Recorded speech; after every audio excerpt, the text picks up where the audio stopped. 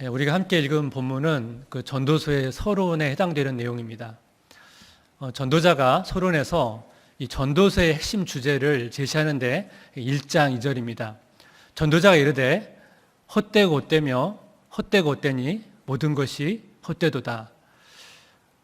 우리가 전도서의 내용을 자세히는 모르지만 아마 1장 2절만큼은 여러분 여러 번 들어보셨을 것입니다. 이 전도서를 누가 기록했는지 여러 가지 견해가 있지만 가장 전통적인 입장은 솔로몬 왕이 기록했다고 봅니다. 솔로몬 왕은 사실 모든 것을 가진 왕이었습니다. 돈, 권력, 사랑, 그리고 지혜까지. 그러나 그 인생의 후반전을 보게 되면 그렇게 행복하지 않았습니다. 그가 얻은 많은 것들이 그의 삶을 비참하게 만들었고 또 허무하게 만들었습니다. 그럼에도 불구하고 솔로몬 왕은 하나님을 믿은 사람인데 어떻게 모든 것이 헛되다는 결론을 내릴 수 있는가? 성경의 다른 본문과 충돌되는 것은 아닌가? 만약 성경의 다른 본문과 충돌되는 것이 아니라면 전도자는 이 2절 말씀을 통해서 우리에게 무엇을 말씀하고 싶어 하는 것일까? 이런 질문을 우리가 던져볼 수가 있습니다. 사실 우리는 늘 충만하게 살기를 원하지만 늘 충만하게 살지는 사실 못합니다. 세상 사람들뿐만 아니라 믿는 사람들도 허무함을 경험합니다. 많은 사람들이 이런 허무함을 이제 경험할 때 왜 허무함이 찾아왔는지를 이렇게 생각하기보다는 본능적으로 우리는 이 허무함을 다른 무엇인가를 대체하려는 성향이 있습니다. 그래서 정작 왜 허무함이 왔는지를 잘 모를 수가 있습니다. 사람들이 어떤 방식으로 이런 허무함을 대체할까요? 두 가지로 볼 수가 있습니다. 첫 번째는 뭐냐면 영적인 세계를 추구하는 것입니다. 허무함을 극복하기 위해서 현실을 도피하면서 영적인 세계를 추구하는 것입니다. 또 하나는 뭐냐면 정반대인데요. 이 현실에 몰두함으로써 허무함이 찾아오지 못하도록 이 현실에 되게 분주하고 바쁘게 살아가는 것입니다. 이 두 가지 방향이 겉으로 보면 굉장히 반대 방향이지만 깊이 들여다보면 허무함의 본질을 다루지 못한다는 측면에서는 비슷한 점이 있습니다. 많은 그리스도인들이 이 두 가지 방향으로 허무함을 극복하려고 한다는 것입니다. 근데 성경은 이 두 가지 방향 다 한계점이 있다고 말합니다. 현실을 도피하는 것도 현실에 집착하는 것도 그 답이 아니라고 성경은 말하고 있습니다. 우리가 허무함을 극복하기 위해서 먼저 허무함이 무엇인지를 좀 먼저 살펴봐야 됩니다. 오늘 2절을 보시면 헛되다라는 이 표현이 계속 반복되고 있는데 명사형으로 사용되었습니다. 수증기 이런 의미를 가진 단어입니다. 우리가 일상의 수증기를 볼 때 수증기 특징이 뭐죠? 보였다 금방 사라진다는 것입니다. 뭔가 있었는데 금방 사라지는 것입니다. 이게 허무함의 표현이죠. 이 단어의 동사형이 헛되다입니다. 이 헛되다의 의미를 우리가 좀 더 이해하기 쉽기 위해서 이 한국식 표현으로 말하면 김 빠지다 이렇게 말할 수 있습니다. 김 빠지다. 국어 사전에서 이 김 빠지다라는 단어의 정의가 두 가지가 있는데요. 첫 번째는 뭐냐면 음료 따위의 본래 맛이나 향이 없어져서 맛없게 되다. 여러분이 그 김 빠진 탄산음료를 마신다 보면 상상해 보십시오. 그 탄산음료 마실 때 그 목으로 넘어가면서 거품과 그 따끔거리는 그 맛이 없다면 아마 그런 탄산음료는 먹고 싶지 않을 것입니다. 맛이 없는 것이죠. 두 번째 의미가 이렇습니다. 의욕이나 흥미가 사라져서 재미없게 되다. 이 두 번째 의미가 이제 헛되다는 의미를 잘 설명해 주는 것입니다. 우리가 일을 하는데 그 일의 재미와 흥미를 잃어버리면 일을 하고 싶지 않죠. 일을 하고 싶지 않으면 당연히 그 일을 하다면서 뭐예요? 무기력감이 찾아오고 허무함이 찾아오는 것입니다. 성도님도 이런 경험들을 다 한두 번씩 해보셨을 것입니다.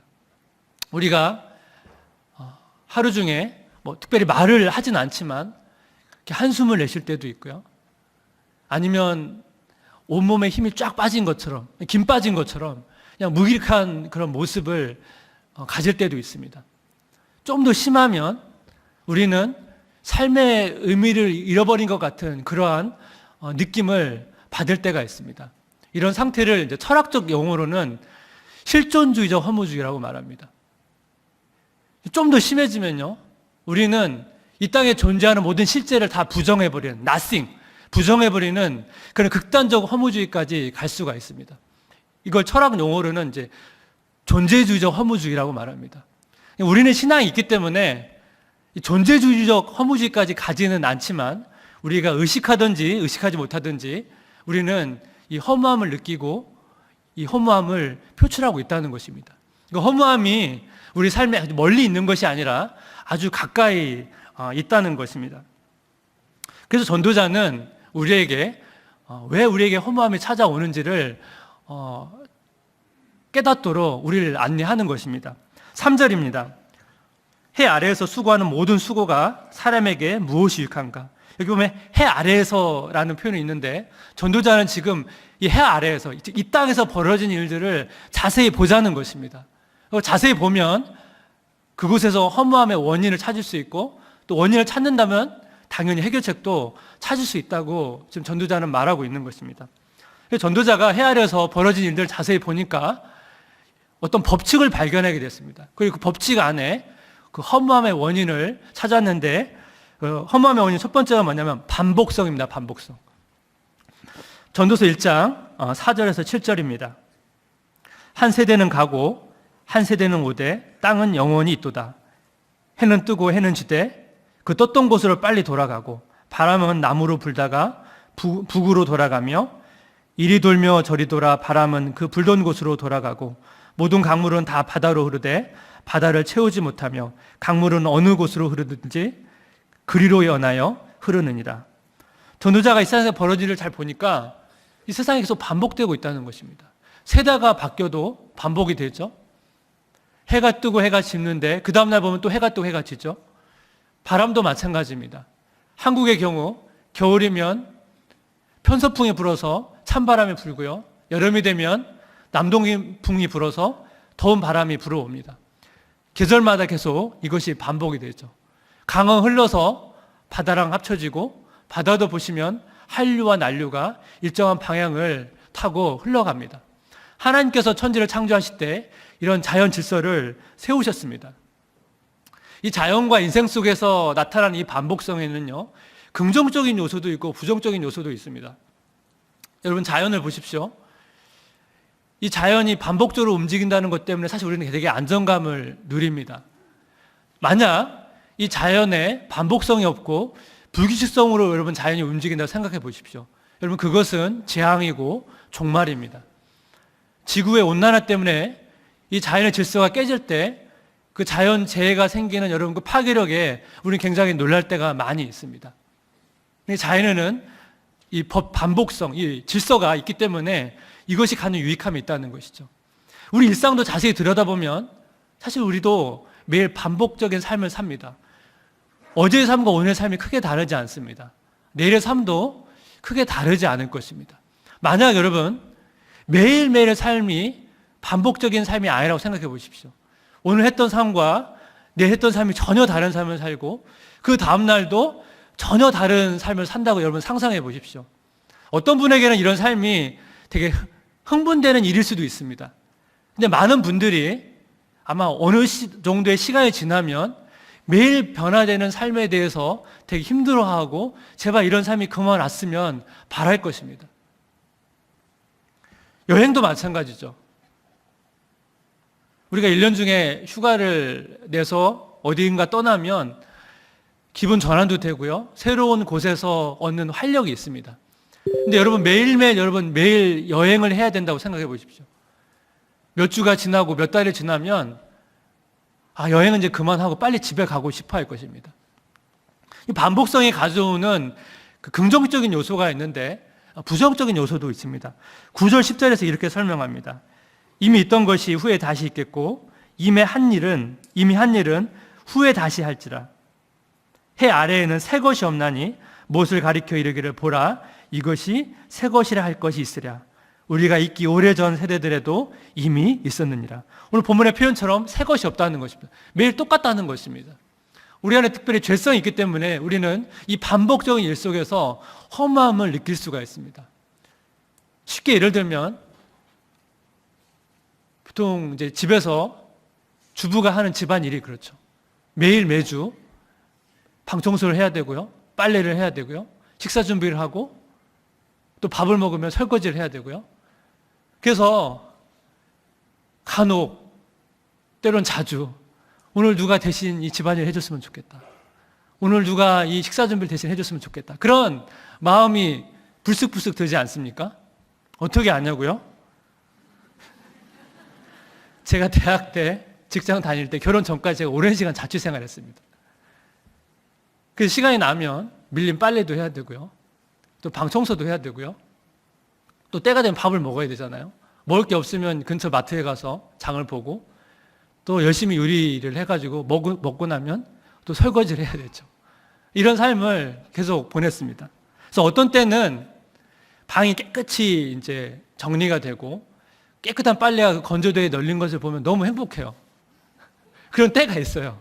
근데 어떤 때는 내 개인적인 시간을 이 집안일을 다 썼다는 생각을 하면 우울한 마음이 들 때도 있습니다. 그래서 몇 번이나 그 자취한 것을 후회한 적이 몇 번 있었습니다. 회사 생활할 때도 마찬가지죠. 어떨 때는 일이 되게 재밌고 어떤 프로젝트가 끝나면 성취감을 느끼면서 되게 행복합니다. 그러나 어떨 때는 반복적인 일 속에서 되게 때로는 지겨움도 느끼고요. 때로는 야근이나 밤샘이 계속되면 너무 몸이 피곤해서 아무것도 하고 싶지 않은 그런 무기력함이 찾아올 때가 있다는 것입니다. 이런 반복적인 삶 속에서 찾아오는 허무함이 있을 때 어떻게 우리가 해결해야 될까요? 이 반복성에 대한 해결책의 첫 번째는 뭐냐면 삶의 변화를 주시는 하나님의 섭리를 신뢰해야 된다는 것입니다. 1장 4절을 보시면 한 세대는 가고, 한 세대가 간다는 것은 뭐냐면 이 땅의 삶이 끝날 때가 있다는 것입니다. 그러니까 죽음이 있는 것이죠. 죽음이 있다는 것은 허무함이 끝난다는 것입니다. 우리는 죽음 이후에 주님과 영원히 함께하는 삶을 우리가 믿고 있습니다. 그러니까 죽음 이후에도 사실은 반복적인 삶이 있습니다. 근데 죽음 이후의 반복적인 삶은 이런 부정적인 요소가 없습니다. 영원히 반복하는 삶을 살지만 그 반복적 일 속에서 의미를 찾고요, 기쁨이 있고요, 행복감을 느낍니다.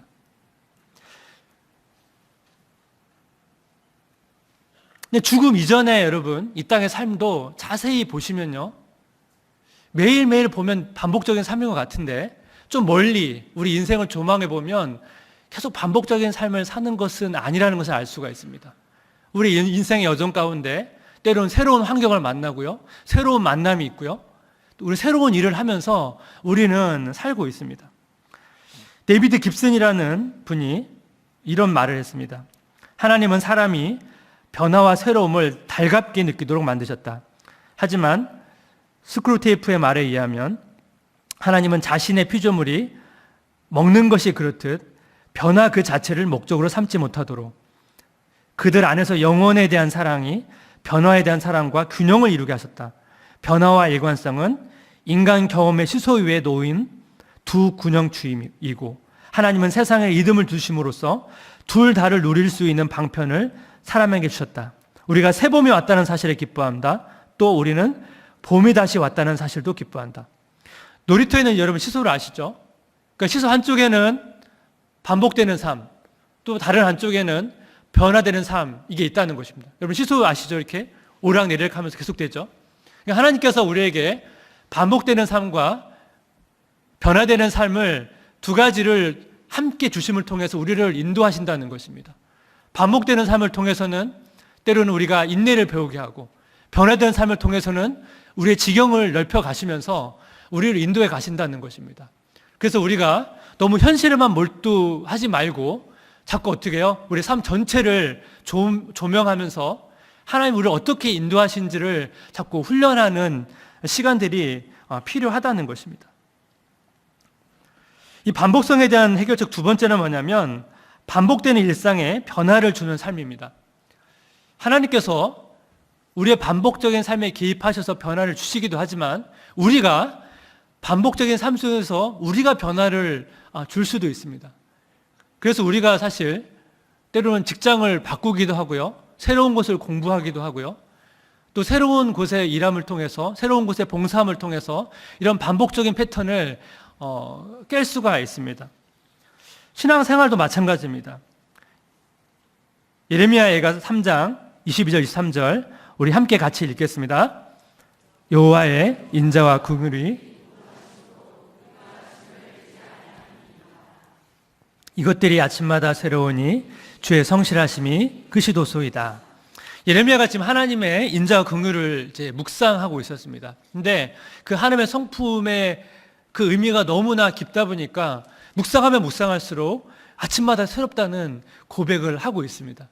그러니까 하나님의 말씀에 담긴 그 의미가 워낙 깊고 또 넓기 때문에 사실 묵상은 하면 할수록 새로워지는 것이 성경적인 원리입니다.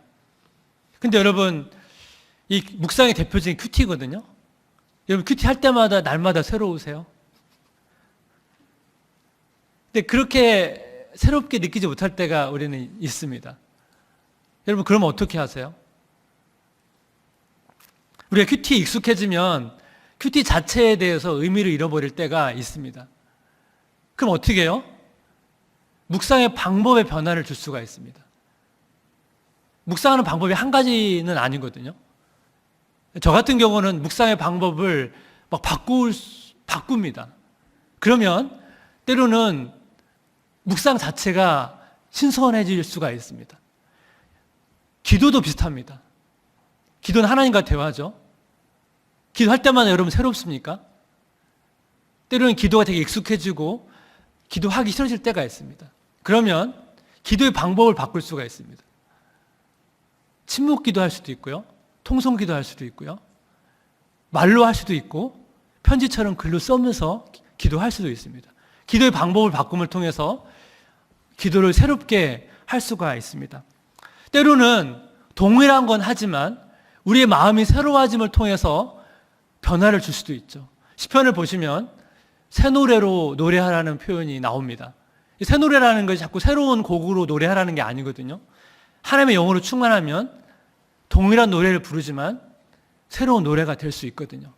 그러니까 반복적인 삶 속에서 때로는 내가 변화를 줌을 통해서 허무함을 극복할 수가 있는 것이죠.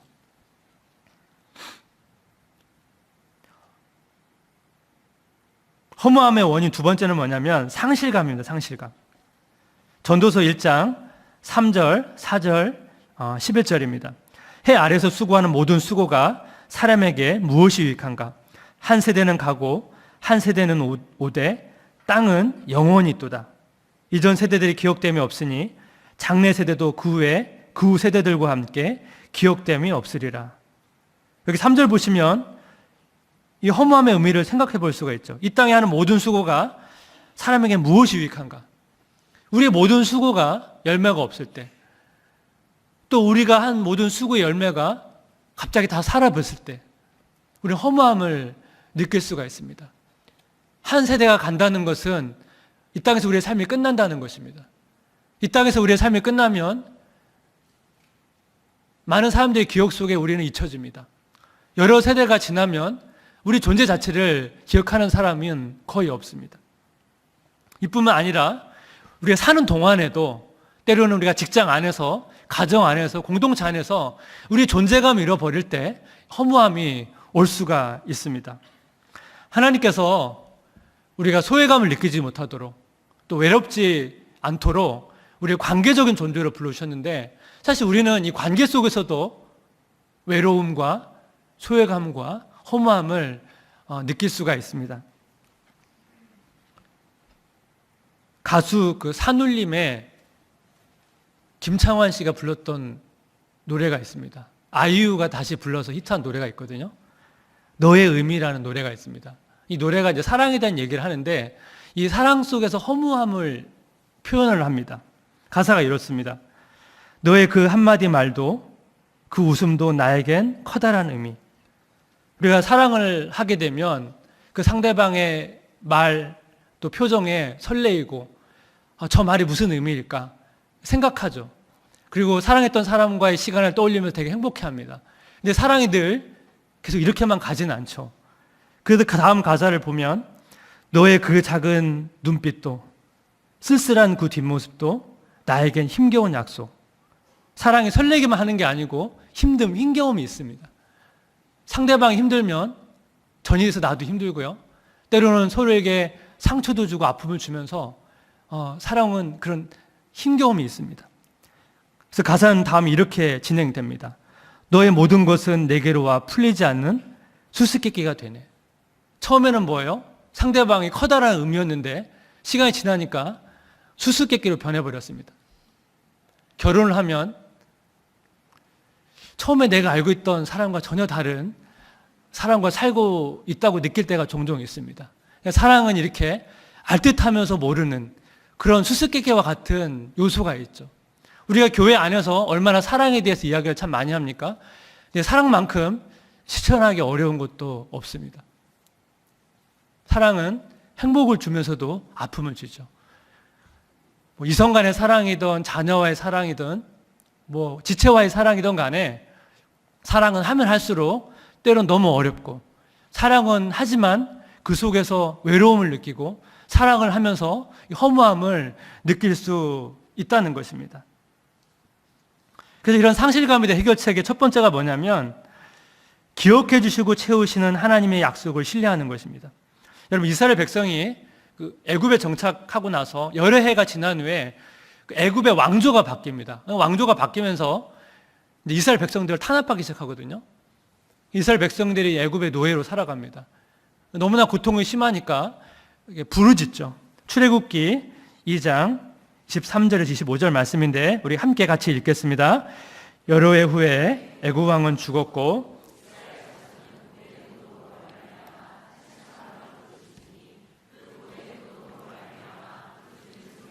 하나님께 상달된지라. 하나님이 그들의 고통 소리를 들으시고 하나님이 아브라함과 이삭과 야곱에게 세운 그의 언약을 기억하사 하나님이 이스라엘 자손을 돌보셨고 하나님이 그들을 기억하셨더라. 아멘. 하나님께서 이스라엘 백성들을 기억하셨습니다. 왜 기억하셨냐면 하나님께서 이미 뭐예요? 아브라함과 이삭과 야곱에 하셨던 그 약속을 기억하고 있었기 때문에 그렇습니다. 하나님께서는 오랜 시간이 지나도 자신 약속한 것을 잊어버리지 않죠. 그래서 지금 이스라엘 백성의 고통을 기억하시고 찾아오신 것입니다. 제가 직장 다닐 때 저녁을 먹고 이제 저녁 일을 하려고 하는데 그때 상사께서 오늘은 크리스마스 이브인데 오늘은 일찍 그냥 퇴근하자고 해서 갑자기 이제 일을 다 정리하고 퇴근을 하게 됐습니다. 크리스마스 이브에 일찍 퇴근하니까 너무 기분은 좋았는데 갑자기 이제 퇴근을 하다 보니까 무엇을 해야 될지 잘 모르겠더라고요. 그래서 크리스마스 이브에 이제 혼자 좀 보내긴 싫어가지고 이제 집으로 오는 길에 이렇게 생각하는 지체들에게 이제 전화를 했습니다. 전화해서 이제 좀 시간이 되냐고 같이 보내자고 전화를 했는데 크리스마스 이브라 그런지 다 약속이 있는 것입니다. 생각해 보니까 미리 약속한 것도 아니고 지금 당장 시간이 있냐고 하는데 이거 자체가 좀 이상하더라고요. 그래서 제가 더 이상 전화를 안 하고 그냥 집에 왔습니다. 혼자 이제 자취방에 와서 이제 앉아 있는데 밖에는 이제 캐롤 소리도 들리고 사람들이 이제 웃음소리도 들리고 이야기하는 소들이 들리더라고요. 근데 그 자취방 혼자 이렇게 가만히 앉아 있는데 그때 갑자기 굉장히 내 자신이 초라하면서 이 외로움과 허무함이 몰려 들어왔습니다. 그래서 오늘 괜히 일찍 퇴근했다. 차라리 늦게까지 일했으면 이런 일 없었을 텐데 그런 생각도 하고 제가 그때 신촌에 살고 있었거든요. 신촌 밤거리를 그냥 걸을까? 아니면 영화관에 가서 영화나 볼까? 그러면서 여러 가지 생각들이 스쳐 지나갔는데 여러 가지 생각을 하더라도 제 이 허무함을 해결해 주지 못했습니다. 그러다가 이런저런 생각을 하다가 문득 이제 하나님을 생각하게 됐습니다. 늘 하나님이 나와 함께 하신다고 늘 말은 하지만 정작 제가 굉장히 공허하고 허무함이 있을 때 하나님보다는 다른 무엇인가 열심히 찾고 있는 제 자신을 보게 됐습니다. 그래서 그 시간에 잠잠히 또 하나님을 또 묵상하고 기도하는 시간을 갖게 됐습니다. 말씀보다 기도하다가 또 다시 말씀으로 기도하고 그런 시간을 이렇게 보내면서 어느 순간에 그 하나님의 은혜가 제 안에 있는 공허함을 밀어내면서 물밀듯이 이렇게 부어지는 것을 경험했습니다. 저에게는 좀 평상시 경험하지 못한 특별한 경험이었습니다. 근데 제가 그때 깨달았던 것이 무엇이냐면, 우리가 어떤 허무함이 찾아오고 공허함이 찾아올 때 바로 그때가 하나님이 우리를 부르시는 사인이 될 수 있다는 것을 제가 깨달았다는 것입니다. 상실감에 대한 해결책 두 번째는 뭐냐면요, 자족하는 삶입니다. 자족하는 삶. 사실 솔로몬 왕은 엄청난 업적을 이룬 사람입니다. 아마 그 당시 유대 여러 왕의 업적을 다 합쳐도 솔로몬 왕에 미치지 못할 것입니다. 그런데 솔로몬 왕이 너무나 빨리 많은 업적을 이루었기 때문에 그가 무너지니까 또 급속도로 무너졌고 허무함이 찾아왔습니다. 여러분, 사도 바울도요, 엄청난 열정으로 수많은 교회를 세우고요, 많은 열매가 있었습니다. 그런데 사실 사도 바울도 사도 바울의 사도권을 인정하지 않았던 사람들도 있었고요, 자기를 또 떠난 제자들도 있었습니다. 아마 사도 바울도 이런 허무함을 분명히 경험했을 것입니다. 근데 사도 바울이 솔로몬처럼 그렇게 급속도로 무너지지 않을 수 있었던 비결이 있었는데, 그게 바로 자족하는 삶입니다. 바울이 자신의 생애 마지막에 기록한 빌립보서 4장 11절 12절을 보면 그 말씀이 나와 있는데, 우리 함께 같이 읽겠습니다. 내가 궁핍함으로 말하는 것이 아니니라. 어떠한 형편이든지 나는 자족하기를 배웠노니 나는 비천에 처할 줄도 알고 풍부에 처할 줄도 알아. 모든 일 곧 배부름과 배고픔과 풍부와 궁핍에도 처할 줄 아는 일체의 비결을 배웠노라. 바울은 이 하나님 안에 있기 때문에 어떠한 상황 속에서도 자족할 수 있다는 이 고백을 하게 되는 것입니다. 이게 중요한 것이죠. 제가 어떤 글을 읽다가 어떤 기자가 전라도에 사는 할머니랑 이렇게 인터뷰한 기사를 본 적이 있는데요, 이 할머니가 그 토란대라고 하는 그걸 손질해가지고 그걸 말려가지고 이제 시장에 파셨습니다. 근데 우리 여러분 잘 아시는 것처럼 감 같은 거 말리면 이렇게 확 부피가 줄잖아요. 이 할머니도 이제 토란대를 이렇게 손질해가지고 햇빛에 말리면 얼마 안 되는 것 같습니다. 이 할머니의 그 전라도 사투리거든요. 토란 한 관이면 한 근이요. 말리면 쬐까요. 토란 한 관이 4kg 정도거든요. 그러니까 이렇게 수북히 토란대를 쌓아놓고 열심히 손질해가지고 햇빛에 말리면 한 근밖에 안 된다는 것입니다. 그 농사일이 되게 힘들잖아요. 그 힘든 농사를 해가지고 그걸 다 손질해가지고 햇빛에 날려서 여러분 그 시장에 팔면 그 얼마나 그 받겠습니까? 그런데도 이 할머니가 계속 농사일을 하는 그 이유를 이렇게 설명합니다. 산더미 앞에 굴하지 않고 째까여도 허망해하지 않는다. 산더미 앞에 굴하지 않고 째까여도 허망해하지 않는다. 그러니까 일이 산더미처럼 이렇게 쌓여도 주눅들지 않고 결과물이 조금밖에 안 돼도 허무해하지 않는다는 것입니다. 왜요? 농사일은 원래 그런 줄 알고 하기 때문에 그렇습니다.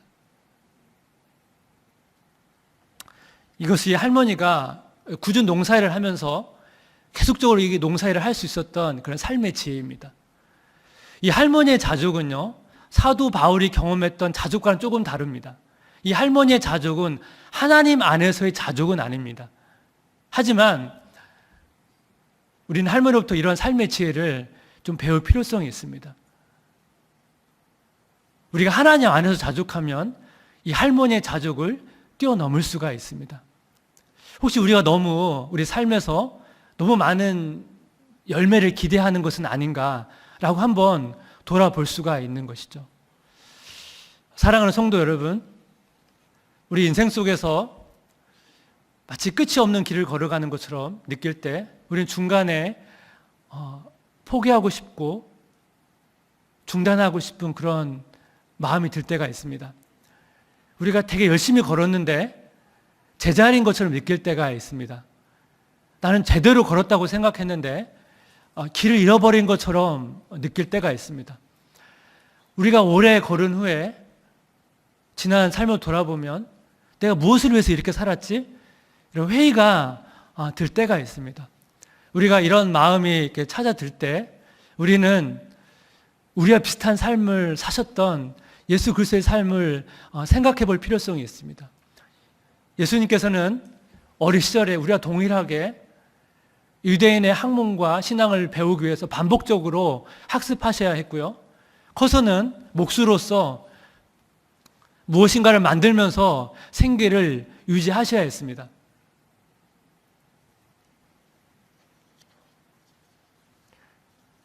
예수님께서는 크게 주목받지 않은 삶을 사셨죠. 평범한 목수로서 매일매일 비슷한 삶을 우리처럼 사셨습니다. 그러나 예수님께서 공생애 동안은 완전 폭풍을 치는 그런 3년을 보내셔야 했습니다. 자기를 왕으로 삼으려는 무리들과 자기를 죽이려는 종교 지도자 사이에서 아주 성장이 더딘 제자들을 양육하셔야 했습니다. 그리고 마지막에는 십자가에서 처참하게 비참하게 죽으실 것을 알고 하루하루를 사셨습니다. 예수님께서 자기 모든 것을 내어주면서 사랑했던 제자들의 배신을 당하실 때 어쩌면 삶의 의미를 잃어버릴 수 있는 상황이 있었지만 예수님께서는 성부 하나님을 의지하면서 성부 하나님부터 힘을 공급받으면서 예수님께서 걸어가셨던 그 길을 걸어가셨습니다. 한 해가 한 달 정도 사실 남았습니다. 우리에게 놓인 그 해야 될 감당의 일들이 우리를 짓누른다 할지라도 우리가 주눅들지 않고요. 한 해를 돌아보며 우리가 이룬 성취와 열매가 많지 않다 할지라도 우리가 작은 열매에 감사할 수 있는 그렇게 하나님과 동행하는 삶이 되시기를 주님의 이름으로 축복합니다.